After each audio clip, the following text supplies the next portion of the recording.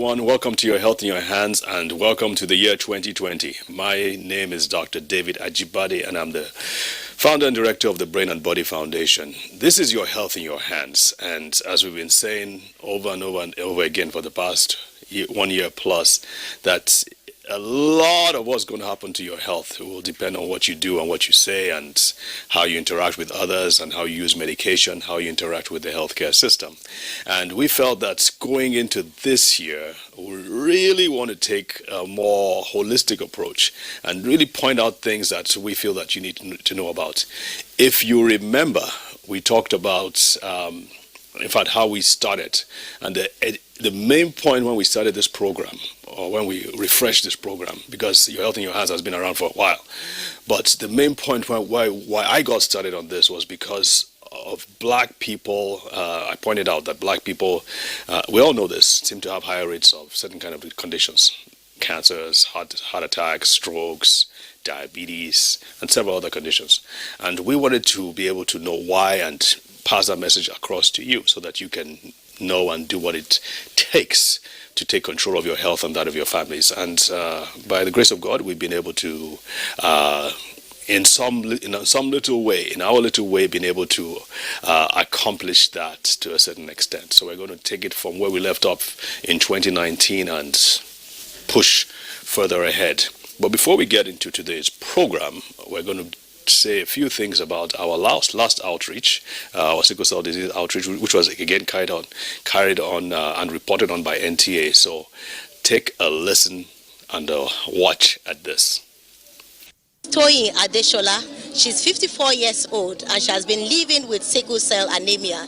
She's here to tell us her experience. I don't want the people who are coming after us to go through the same challenges we had. There's more information out there, and that's why we provide free drugs, free consultations, and we inspire them to be the best they can be. This free medical outreach by a non-governmental organization, Brain and Body Foundation, is in collaboration with SAMI Sickle Cell Advocacy and Management Initiative.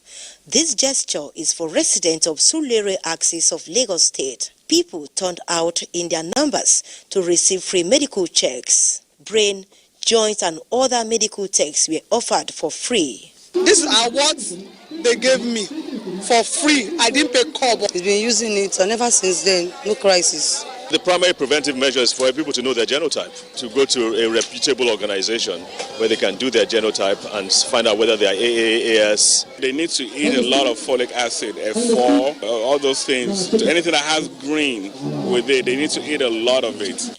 Recent statistics by the World Health Organization, WHO, revealed that 250 million people globally carry the genotype responsible for sickle cell and other hemoglobin diseases. In terms of prevalence, records shows that Nigeria ranks highest with about 20 to 30% of the population.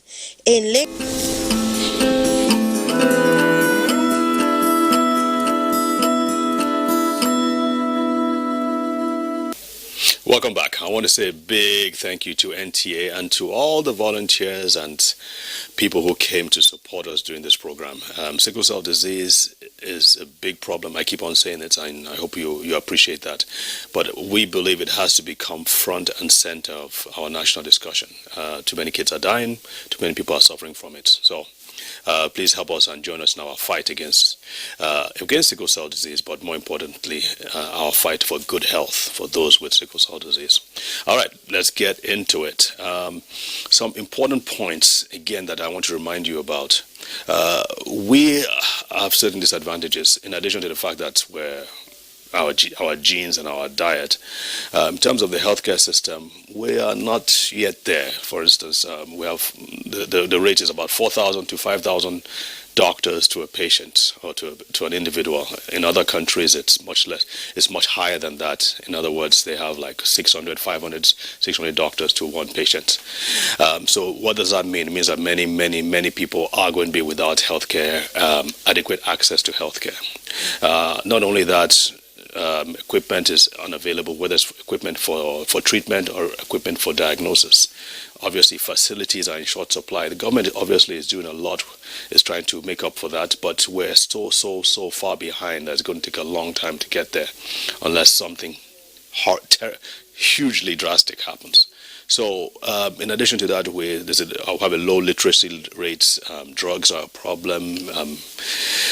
Having access to safe, genuine drugs is a problem. A lot of fake drugs out in the market. So, and our climate too. We're more exposed to tropical diseases. The climate is, well, in some cases, it allows for certain diseases. In fact, quick thought here. I remember many of my patients with sickle cell disease and asthma, they say that for those who have the opportunity to, when they travel abroad, they say they feel better. They don't have attacks as much. Maybe just the environment, I don't know. Maybe they don't have to deal with malaria or typhoid. So the climate is also an issue. I'm saying all these things because these all compound and make it hard to actually live a healthy life. So unless you are intelligent, unless you have the right understanding and knowledge, you will pretty much get sucked on with the tide and with the current, and your health will deteriorate unless, of course, you've got maybe genes from a planet called Krypton, where you're superhuman. But for the most of us, we don't have that kind of opportunity. So we need to know what to do when it comes to our health, and that's why we're doing what we're doing on this show. So I want to quote this. It's going to be on the screen. Health is a large word. It embraces not the body only, but the mind and the spirit as well, and not today's pain or pleasure alone, but, and mark this, the whole being and outlook of man. So health involves the whole being and outlook of man. You cannot just say health is just of the body or just of the physical body. Your mental health is important. Your emotional health is important. Your spiritual health, believe it or not, is hugely important. And we want to take a look at all these things. Now, at this point, I want to mention also that we get a lot of calls and WhatsApp messages and text messages asking us a lot of different questions many times. Some questions seem to happen a lot of times, like something having to do with their reproductive organs or having an infection down there, and they want to know what to do about it. And let me just quickly point out that we cannot give you specific medical advice over the phone or by text message. You've got to have the tests done. You've got to have the lab tests done and know exactly what kind of infection you're having, and then you can get the right antibiotics and the right medications for that. It would be unethical for myself or for me or anybody else to say go and use this particular medication or antibiotic when we don't know exactly what the disease is. And besides, there are so many calls coming in that honestly, I have to be frank with you, we cannot keep up with them all. My sincere apologies. So for those of you who really want to have a one-on-one, you might have to call to schedule an appointment with us, and we will try and help out as much as we possibly can. So back to what we're talking about. If we're going to be healthy, like I said, we've got to know certain things. There are things that we know we need to do for ourselves, and there are things that the government and the external, the doctors and the nurses and the pharmacists and other players and stakeholders in the healthcare field would have to help us do. So what I'm going to do is I'm going to go to the board and I'm going to kind of like draw out a schematic of it, and then maybe we can show you areas where you fit in. But more importantly, what we're looking for now is that we want to try and get your feedback. Because we're laying out a map for the topics we're going to be treating this year. I already have in my mind an idea of what topics I feel need to be addressed well, but I don't want to leave it to just myself and us, the producers and directors in the studio. We want to say, what do the people want to know about? What is the pulse of the nation, especially where health is concerned. So I want to get your feedback. So as we're drawing this on the board and as we're discussing, just keep it in mind to get a note or something and just write down some of the topics you feel that you want us to address. So I think we'll just take a short break here and then we'll be right back.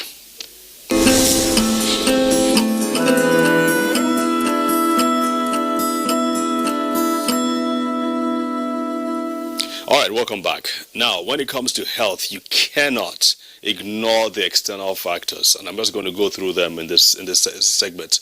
So the physical environment matters. I've alluded to that a little bit. Hot temperatures, dusty, dry can enable the spread of certain kinds of diseases. And we had the DG of the NCDC, the National Centers for Disease Control, over here, and he explained a few things with regards to that. So the physical environment is very, very important. But let me skip over to this. This is the FMOH, which is Federal Ministry of Health.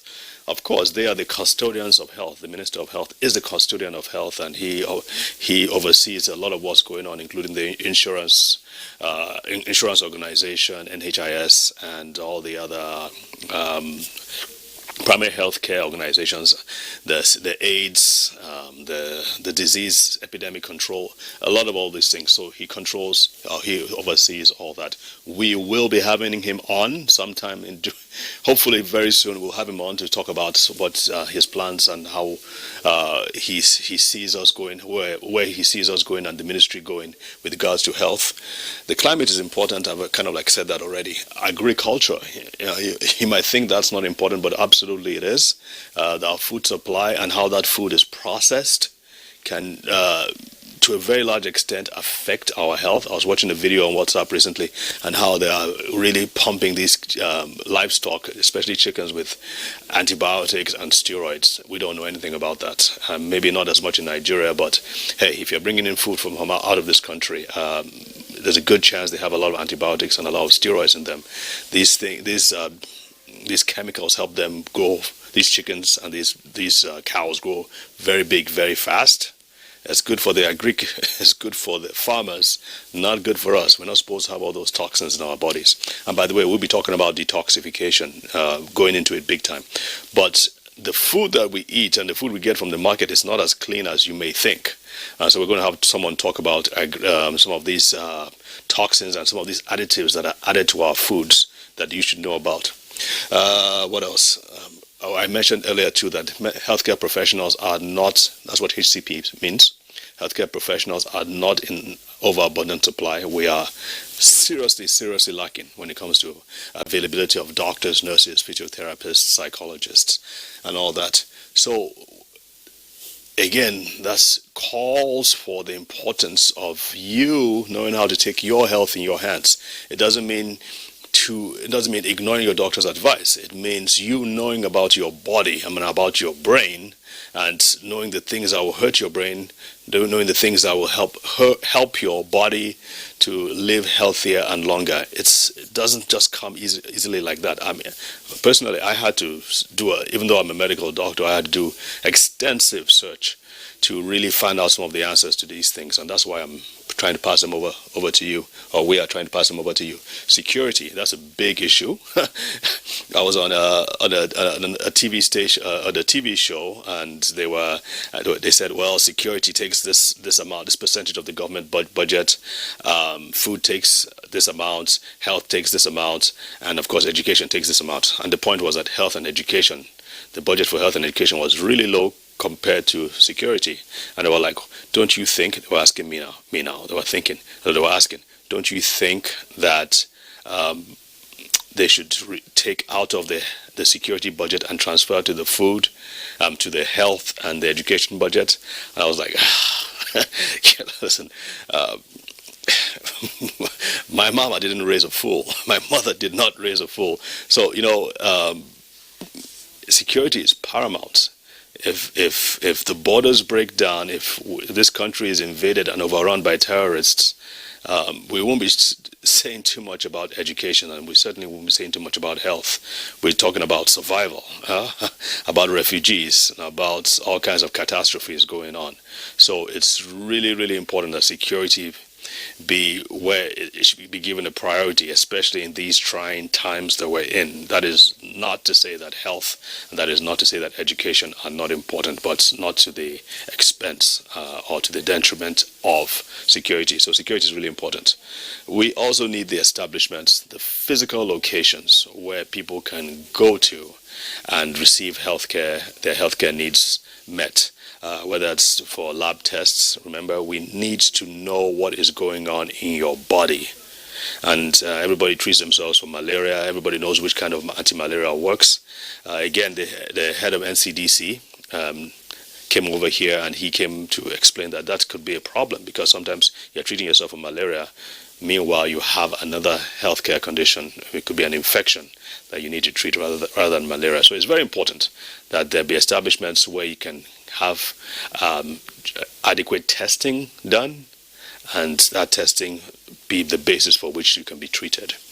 Again, these are lacking in this country for many people, especially those in remote areas. So it brings us back down to what we'll be talking about in the next segment, which is what you need to do. And I'm going to point to them when we get back. So don't go away.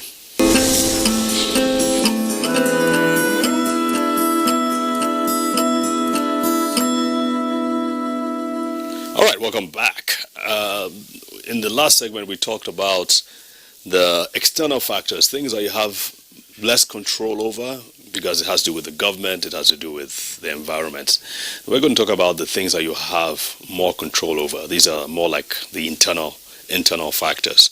So let's just quickly talk about this. Most of them we've talked about them before, but I just need to emphasize them, because based on the fact that we don't have access, or most of us don't have adequate access to hospitals, to doctors, to the right drugs, it's incumbent, it behooves us.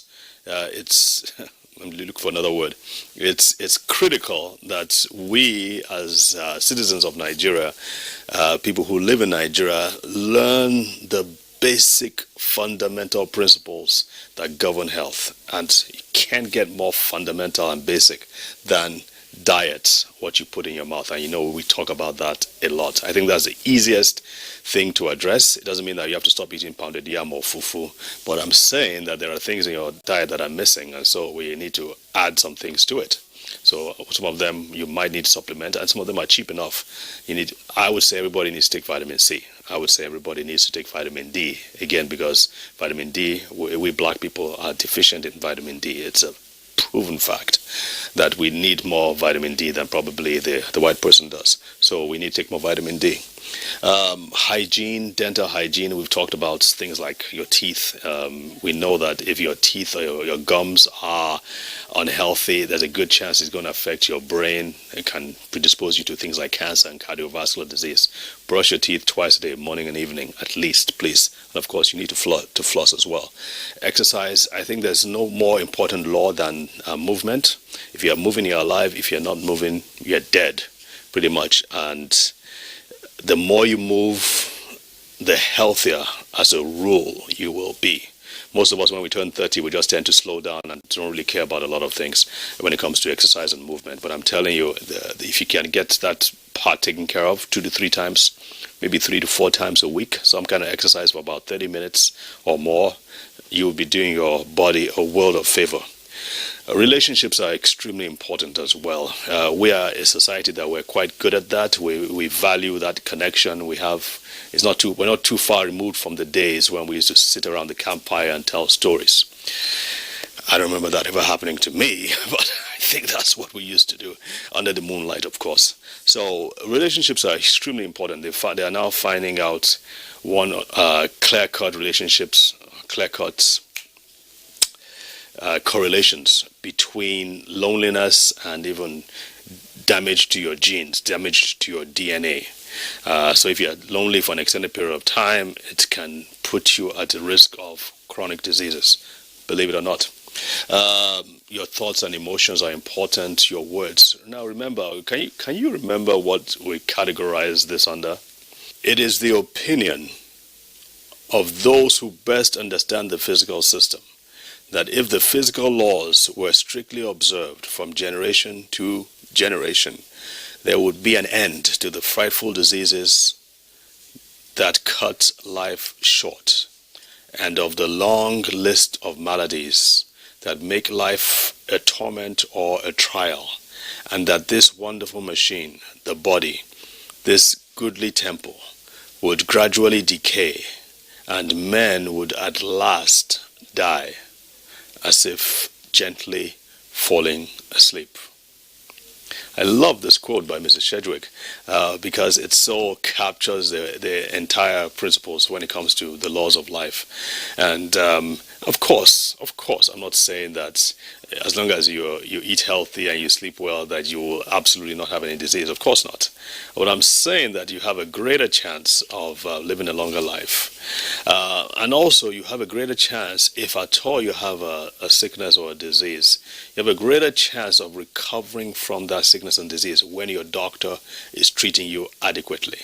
Because a lot of medication, a lot of treatment, whether it's surgery or radiotherapy, when it comes to cancer, a lot of the success of those depend on you observing these fundamental principles. These ones I've kind of pointed out to on the board, and again they will be on your screen as well. The 7 laws of life, which basically says that the quality of your life depends on the quality of your words, and so on and so on and so forth.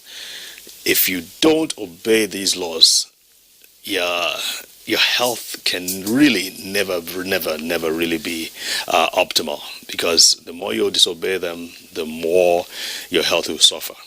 Again, these are not principles, they're not steps, they're not even rules, because rules can be broken, laws cannot. So these are the things that we really will be talking about this year. The internal factors, the ones you have control over, the external factors, the ones you don't have control over, and of course I'm going to be bringing in a lot of guests to talk about these different topics. Mental health, absolutely. We live in an environment in Nigeria where we're being assailed from every angle, from the northeast, the Niger Delta region, the Middle Belt, the herdsmen fighting against the farmers, and vice versa. We are under a lot of stress, and I'm telling you, in the next 5 to 10 years, you will see a lot of these mental health issues come to the front. If at all if they're not coming out already, there will be much more. So it just is so important that we understand how to safeguard our mental health. We understand the things that can affect it, and we need to understand the things that we can do to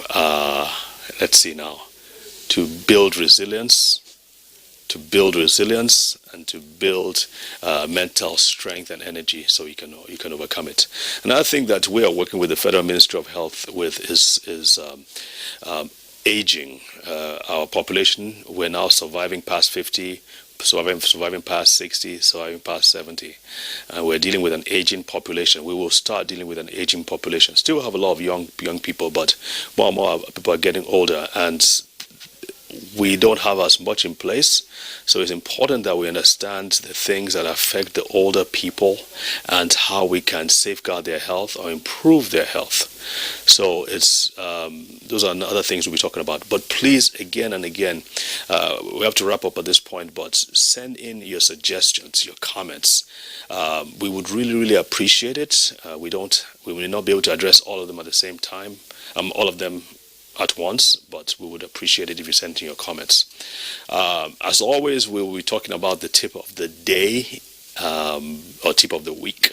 So the tip of the week is that please spend some more time in the sun. If you have a nice backyard where you can walk around, I would say take off your shirt, wear shorts, walk around. If you're going to Jabi Lake Park or the park and all that, I know you have all these nice designer tops and wears that you can use to shine and all that. Wear shorts this time, okay? And you'll be glad you did, because sunlight is so important. Okay, this kind of like wraps things up for the show. Wishing you the very best of 2020, and we will see you next week. God bless.